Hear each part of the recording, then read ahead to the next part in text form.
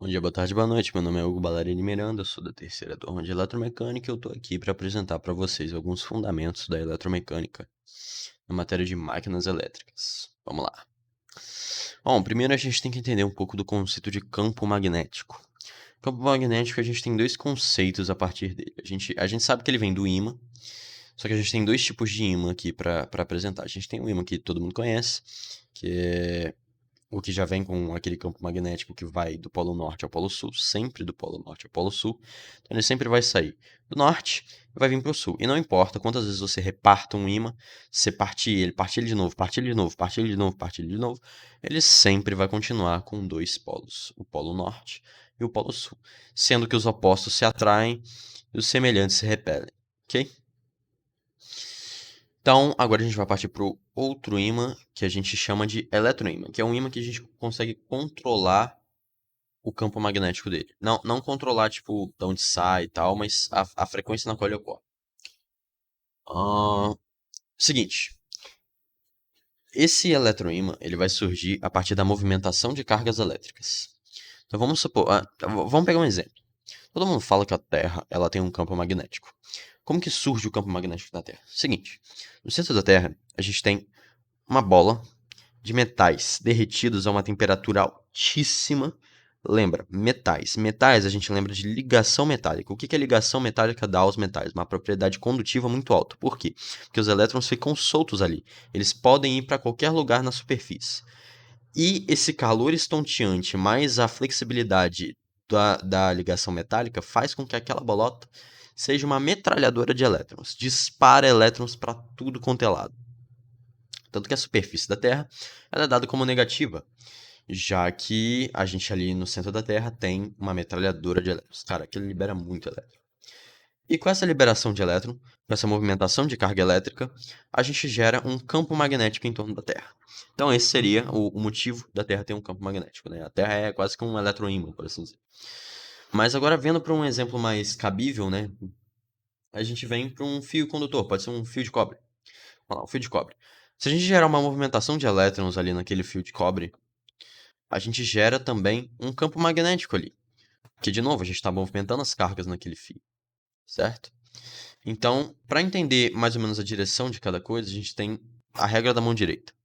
A regra da mão direita funciona da seguinte forma: estende a sua mão, estende o seu dedão com a mão estendida, levanta o seu dedão, separa ele dos outros dedos, deixa ele ereto e flexiona um pouco todos os outros quatro dedos, como se você formasse tipo como se você fosse formar como se você fosse tipo envoltar um cilindro com a sua mão, mas ainda assim deixando o dedão flexionado ali. O seu dedão, que tá para cima, que tá ereto ali, como mostra na imagem, ele vai direcionar a corrente de elétrons naquele fio condutor. Então a corrente de elétrons ali é o seu dedão, que está erguido.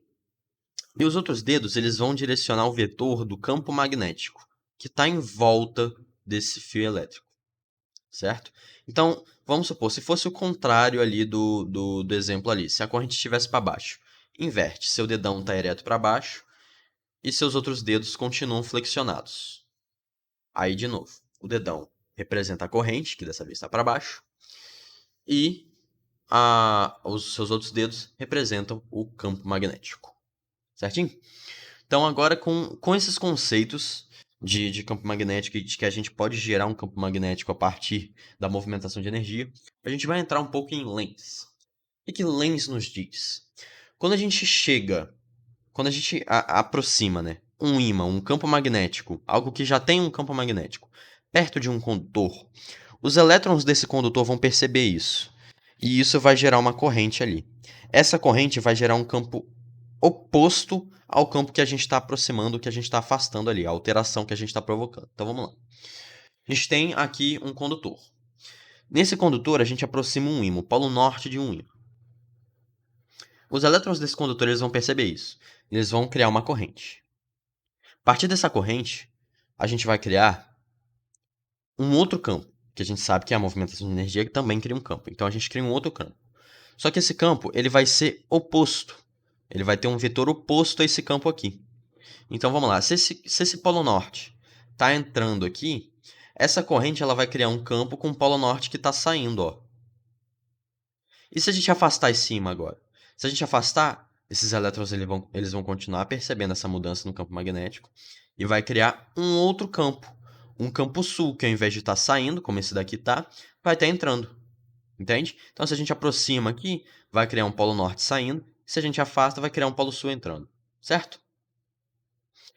Tendo essa ideia da interação entre um campo magnético e outro, a gente pode entrar em Faraday.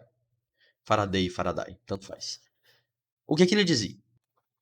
Que nessa interação de um campo magnético e outro, né, na variação desse fluxo magnético, a gente vai ter uma certa tensão, a gente vai gerar uma tensão nessa briga de marido e mulher. Entende? Então, vamos supor, tem um experimento que foi mostrado pra gente em vídeo que explica muito bem isso. A gente tem uma bobina. Essa bobina está ligada num LED. E a gente tem um ímã que a gente vai ficar balançando em cima dessa bobina. Não manualmente, a gente vai fazer tipo esqueci o nome, mas um negócio que você levanta e ele vai balançando em cima da bobina. Enfim. A partir do momento em que o ímã passa pela bobina, o LED acende. Por que o LED acende? Porque a bobina, os elétrons que estão na bobina, que é um condutor, os elétrons que estão na bobina, eles vão perceber a movimentação do campo eletromagnético, a variação do fluxo magnético ali dentro, ali presente, e vão criar um campo oposto. A criação desse campo oposto, mesmo que por milissegundos, gera uma tensão e o LED acende. Então vamos lá, por que Faraday nos dizia aqui? A tensão gerada ela dependia da variação do fluxo magnético pelo tempo. Então, quanto mais rápido a gente passasse o ímã em cima da bobina, mais tensão ia gerar, porque mais ia variar o fluxo, entende? Quanto mais a gente demorasse para passar o ímã em cima da bobina, menos tensão ia gerar, porque menos ia variar o fluxo, entende? Então são conceitos opostos, né? A interação entre os dois campos, ela vai gerando mais variação, que vai gerando mais energia, mais tensão, e vai acendendo o LED ali naquela ocasião. A partir desse conceito, a gente já entende, a gente já consegue começar a entender uma coisa muito interessante, que são geradores. Então vamos lá. Vamos pegar como exemplo uma hidrelétrica. A gente sabe que a hidrelétrica ela gera energia a partir da água. Como assim ela gera energia a partir da água? Já parou para pensar que ela gera energia a partir do que na água? A partir da energia cinética da água, da movimentação da água. Vamos lá.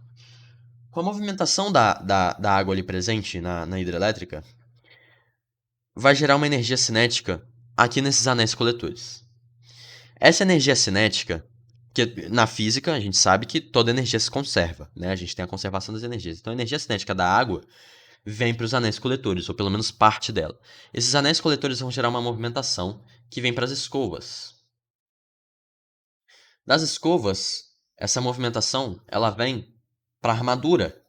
E a armadura ela movimenta esses dois ímãs aqui presentes. A movimentação desses dois ímãs gera uma interação entre os dois campos magnéticos. Essa variação no fluxo magnético gera tensão, exatamente. Então o gerador ele vai gerar tensão a partir dessa variação. Pelo menos na hidrelétrica, a gente tem a geração a partir da energia cinética da água, que vai gerar essa tensão a partir da movimentação, da variação do fluxo. Então, quanto mais rápido for a água, né, quanto mais energia cinética tiver a água, mais rápido vai ser toda essa movimentação, e quanto mais rápida a movimentação, menor o intervalo de tempo, maior a variação, logo, maior tensão gerada ao final disso tudo.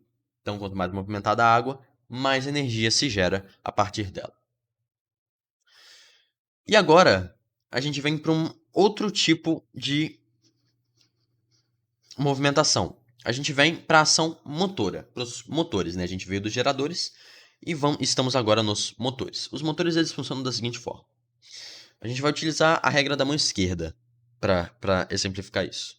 Você vai pegar sua mão esquerda, vai abaixar o dedinho e o dedo, se eu não me engano, é o anelar, e vai deixar o dedo do meio, o indicador e o dedão. O seu dedo do meio, ele vai indicar a corrente. Igual na mão direita, ele vai indicar a corrente na qual se segue a tensão ali presente na armadura. O seu indicador vai gerar a direção do campo magnético, que vão ter dois ímãs ali. Então, o seu indicador ele indica o vetor do campo e o seu dedo do meio vai indicar o vetor da corrente. E o seu dedão ele vai indicar o quê? Ele vai indicar o movimento. Por quê? Porque na interação da tensão presente na armadura, ou seja, na movimentação gerada na armadura, né, na corrente, a interação, no caso, da corrente com o campo, vai gerar uma força resultante. Essa força resultante é a movimentação do motor. Independente de onde for a corrente, óbvio que o movimento ele vai variar de onde for a corrente, mas independente da posição dela, vai haver a movimentação, por conta justamente dessa interação. O que é difícil de entender, é bem complicado, na verdade, só com exemplos visuais, assim, não, tipo, sem ser em vídeo, mas eu não tenho nada aqui em casa para exemplificar muito bem isso, eu só fazendo o sinal com a mão não diferenciaria muito da imagem aqui. Mas em suma é isso. A interação entre a corrente e o campo magnético vai gerar essa força resultante é a movimentação do motor. Vale lembrar que aqui no motor a gente não gera essa corrente, a gente não gera essa tensão. Essa tensão ela provém de uma bateria, de uma pilha, de alguma coisa que já dê esse torque. No motor a gente precisa desse torque inicial, não é que nem no gerador, que a gente gera o torque. Aqui no motor a gente precisa desse torque. E ele vai provir de alguma fonte.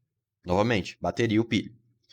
E a interação, como para reforçar, a interação entre a corrente e o campo vai gerar um vetor a mais. Esse vetor é a movimentação. Então, dependendo do vetor da corrente, a movimentação ela vai ser diferente. Mas a gente tem que entender que, de alguma forma, o motor ele vai se movimentar. Certinho? Então, é isso. Foi bem simples a explicação, foi bem curta e bem breve. Eu tentei simplificar o máximo possível, porque realmente é bem difícil de entender, para falar a verdade. E eu peço desculpas por não ter um vídeo, eu não consegui achar um vídeo que explicasse bem a ação motora, porque sempre que eu pesquiso ação motora no Google, vem o raio da biologia falando o que é uma ação motora. Eu sei, é triste. É difícil de achar no Google uma exemplificação da regra da mão esquerda.